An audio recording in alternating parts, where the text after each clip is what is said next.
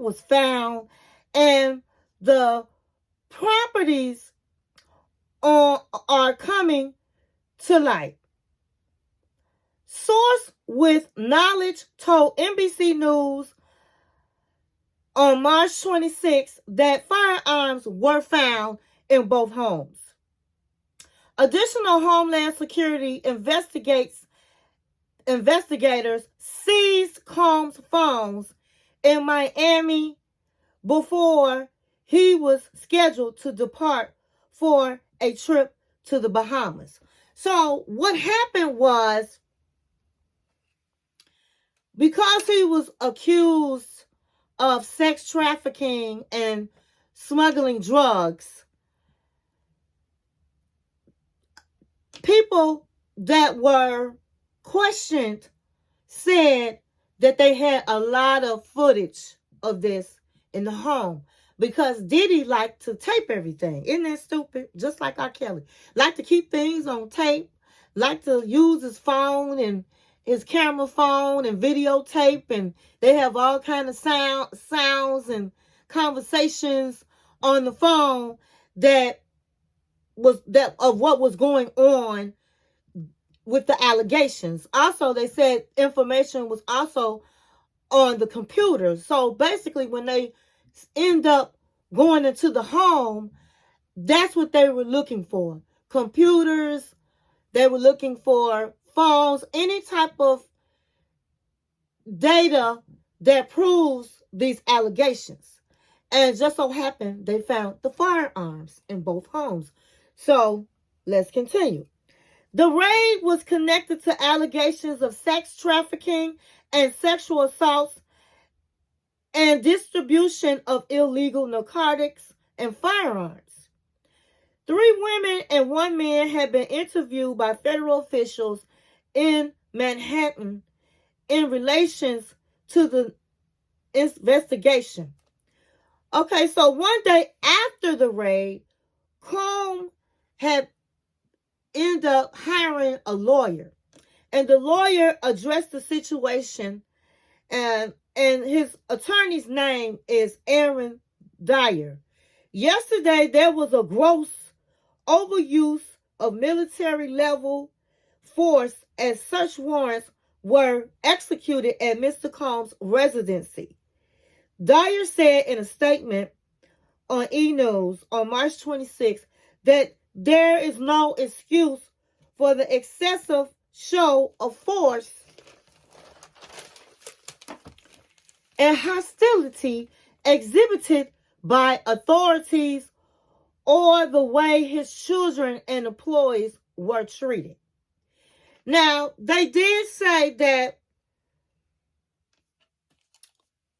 Diddy's 2 sons, Justin and Christian King Combs, were on the property in LA, and that they were handcuffed. They were not detained, but they were handcuffed.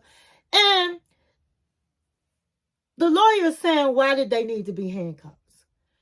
They also, as the lawyer was saying, that they set up and messed up his house, breaking doors and all kinds of stuff happening in his home. Unfortunately, when these type of things happen, they don't walk around lightly and just go through your things. I mean, they tear up your house, okay? And that's what they did in this case. They said they spent almost $1 million to get all the equipment, the cars, the staff, the policemen, the FBI agents, and all of that to go to both homes. And so I'm just going to add a sidebar. When they spend that type of money to come raid your house, you're going down. Okay? You are going down. Now, the community, the African-American community are in an uproar. You have them split down. Some people are like, oh, they just trying to take another black man down, another black billionaire down. They took R. Kelly down. They took Bill Cosby down. And so a lot of people are really in support of Diddy. But then there are people that are against him. And what I mean by that, they're saying, hey, no matter if he's a billionaire, no matter who he is, what black man he is, the bottom line is right is right and wrong is wrong. And the allegations that are being said are horrific. Okay, how he raped people and date raped people and all kinds of things that P. Diddy is accused of doing. And I'm going to say that if this man really did all of this, I'm for him going to jail. Now, I'm going to add in this video, it is allegedly, everything in this video being said is allegedly. Okay, so let's continue. So they said Diddy's associate Brandon Paul was arrested on the suspicion of drug possession. On the same day, the search warrants were executed for Diddy's home. Paul was taken into custody for allegedly possession of cocaine and marijuana candy. The prison records obtained by NBC News show Paul was released on March 26 after posting bond. Now, they are saying that this Brandon Paul was actually Diddy's drug mule. And he allegedly smuggled pink cocaine, which is one of Diddy's favorite drug of choice. And it's a designer drug.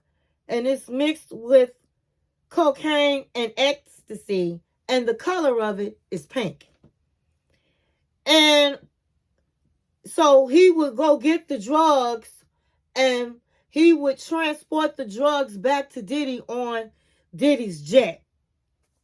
So Diddy's former producer, who I talked about in my last celebrity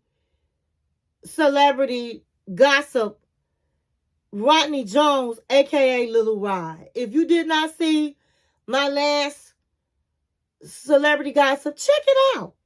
It's a great video, and I talk about Diddy's former producer, Rodney Jones, a.k.a. Little Rod. And Little Rod, who allegedly Combs sexually assaulted him while he was producing Combs' The Love album, filed a $30 million lawsuit in the federal district courts in Manhattan in February. Now, he said that Combs' chief of staff at his residence, who is over all of his employees, from the butler to the chef to the housekeeper, they had to walk around with the black Prada pouch or fanny packet that's filled with cocaine, ecstasy, and the pink designer drug. Mr. Combs wanted to have his choice of drugs immediately ready when he asked for it. The lawsuit alleges. Now, as I said, in the lawsuit, his name is a.k.a. Little Rod, stated that Brandon Paul was Diddy's drug mule. And he said that one day Brandon Paul was supposed to make a trip to get the drugs, but forgot the designer drug, the pink cocaine. And he said because he forgot it, they told Young Miami, who is a city girl, she's a rapper also known as Carisha, which is her government name, Ramika Brown Lee, transported the designer drug in April 2023 to Combs to the Water Music Festival in Virginia. Now, Young Miami from the City Girls, I mean, she had a career. She has a career with the City Girls.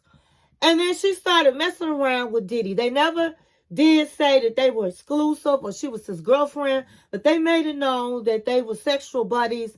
He ended up giving her own show on YouTube where he many times sat on her show. And so Young Miami is definitely ghetto. And I guess she was one of those girls that like to keep her man down and all this kind of stuff. And so she started working for Diddy. And so Young Miami is one of the women that he said he has on his payroll monthly and gives her a stipend for her sex work. Did you hear me? For her sex work. And so allegedly, whatever type of celebrity calls and says, hey, Diddy, I want to have sex with Young Miami, he would send Miami to wherever they were at and they would pay Diddy the money. So I don't understand how this girl got wrapped up into being a sex worker. Now, supposedly she only transported the drug one time, but the producer, Little Rod, says he has proof of all of this, honey. Okay, so he gonna get his $30 million, baby. Okay, so we're also going to go into R&B singer L.B. Shore. Honey, they said that L.B. Shore has came out and said that P. Diddy had something to do with him being in a coma. You guys remember when L.B. Shore got sick? And if you don't, I'm going to refresh your memory. In the summer of 2022, L.B. Shore collapsed and was rushed to the hospital where he fell into a coma that lasted more than 2 months. The cause of the incident has never been revealed.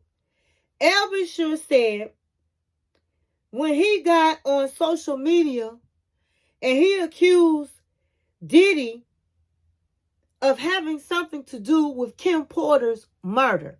Well, Kim Porter's death. Now, for those of you that might not know who L.B. Shore is, okay, so Diddy, one of his main ladies was Kim Porter. He had some of his children, the twin girls. He had Christian by Kim Porter.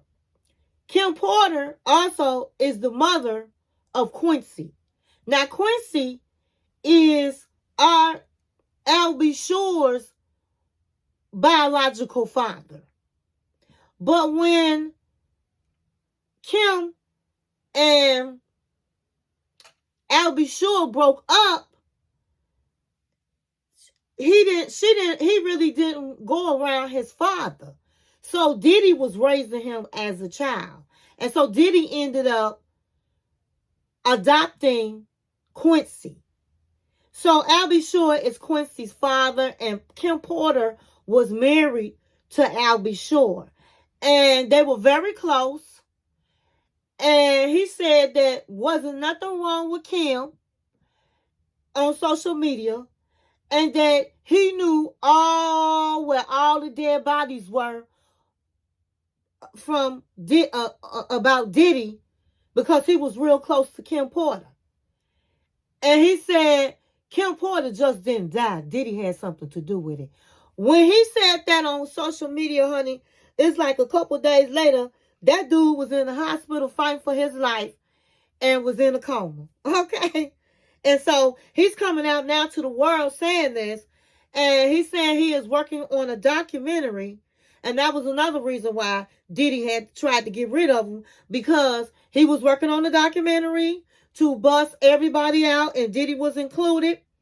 And he was going to tell him what happened with Kim, why he felt like this man had something to do with Kim Porter's death. So now what I remember is when he came out of that coma, it must have scared, I know it scared Albie Shore to death. And he probably told him, listen, you don't have to worry about me doing the documentary. You don't have to worry about me opening my mouth again. And next thing you know, they was friends. Because before he became in a coma, he and P. Diddy were not friends. Because when Kim Porter left Albie Shore for Diddy, they didn't like each other. But all of a sudden, when he came out of the coma, they was good friends. They was on, I think they was on Soul Train together. And he started singing again. And him and Diddy and would take pictures at the award show together with him. So, come on now. I believe he had something to do with Albie Shore getting into that coma. And so he has made it known that now he is going to continue his documentary. And in the documentary, he's going to tell you what happened and how he ended up in the coma. So then they are saying that they are opening up Kim Porter's death case. Because now they have some evidence as to why Diddy will want to have Kim killed. Honey, everything is coming out. So they said that in the original autopsy that Kim had, that it was a homicide and that she had toxins in her body. And then they ended up, I guess the person that did the autopsy ended up dead. And so Diddy sealed that autopsy report and then had someone do another autopsy report. And they said that she died of natural causes. Girl, bad. This woman was in her 40s and she died of natural causes. Also, Diddy had her in a solid gold casket. And they said the solid gold casket takes a week, 1 week to be made. And Diddy had her funeral real fast. They had that casket in 2 days. And that does not happen. So he obviously had ordered that casket in advance. So, honey, from what the streets are saying, this man is horrible. Okay? Then they said that he could possibly have something to do with the rapper Biggie Smalls' murder. They said that Biggie Smalls was trying to leave Bad Boys. And you know, Biggie Smalls was his bread and butter. And that Diddy did not want him to leave. He kept asking him not to leave. He was like, listen, I got 2 more. You still got 2 more albums. So when he had that double CD, he did the double CD because he wanted to hurry up and get away from Diddy. But Diddy, they said, he would make more money because of him being dead. And Diddy also was ready to come out in the spotlight and be a rapper himself. So word on the street is, honey, Diddy might have had something to do with Biggie Smalls' death. Unfortunately, they're saying that P. Diddy has a lot to do with a whole lot of deaths of rappers and all of the things. Now, they are also talking about J-Lo. Now, they said that when J-Lo, it was the incident, I think it was back in the 90s, where they were at a club, and at the time he was dating J-Lo, that J-Lo had the gun in her purse. That she was obviously a gun mule. That when she got into the club and all the stuff was going down, she handed the gun to Diddy. Okay, now Diddy was arrested. J-Lo was held for a few hours and was let go. But they had said that they put the blame on the shooting on someone else. So they're talking about reopening this case that happened in the 90s in New York at a club. And so you notice that J-Lo got, ever since that happened, honey, she went back being Hispanic, honey. She went back and she was singing in Spanish. And you didn't hear from her for a minute, okay? She went from Jenny to the block to, hey, Jenny gone, baby. Jenny done left the room. She left P. Diddy alone, okay? And she also did an interview back in the day. I think it was with Barbara Waters. So that was way back in the day. And she said that when she was dating Diddy, honey, here she was, Jennifer Lopez, and she was being stood up. Honey, she would have to call and say, you still coming? And he'd be like, oh, no, I'm not coming. Or just wouldn't even answer the phone. So she said he was a trip, honey, and she had to go on her way. So I'm glad that Jennifer got away from Diddy when she did, because we all know he treated all the women the same like he did Cassie. He did all his women like that. So all I know is this. They said that Diddy might not be arrested today. He might not be arrested tomorrow. And it might take them a couple of weeks. But they said this man is going down. They said they have a lot of evidence. They said that his ex-producer, Little Rod, a.k.a. Little Rod, has videos, has so much audio on what has gone down with Diddy that will just put him under the jail. Now, they also said that R. Kelly said that he told everybody he was not alone, that he shouldn't be the only one arrested.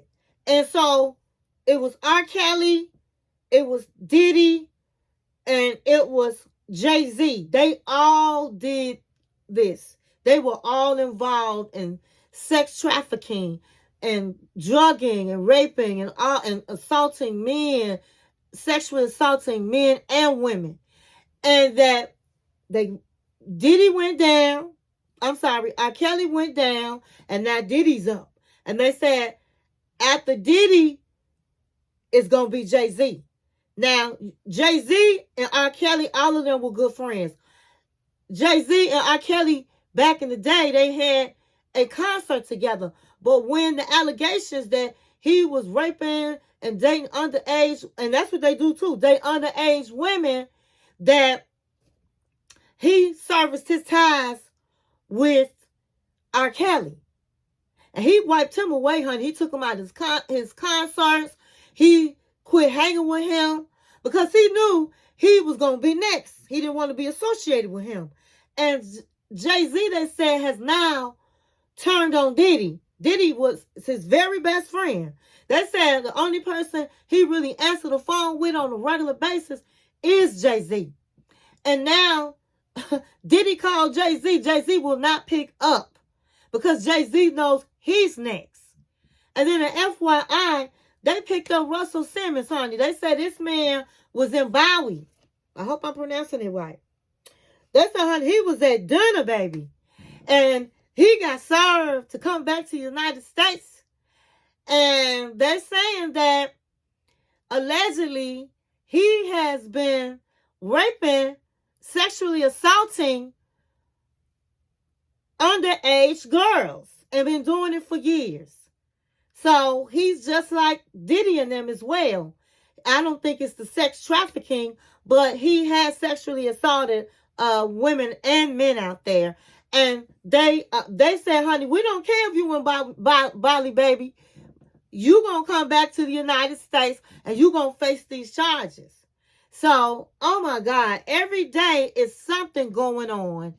And so that's all I have for you guys. It's just too much to talk about, but I started from when his house got raided and all the other allegations that are going on. And so I'm going to leave it right here. And when I get some more information, I will be back. So, oh my God. Did Diddy do it or did he not? I say he did it. I hope you enjoyed this video and thank you for watching my channel. 1, 2,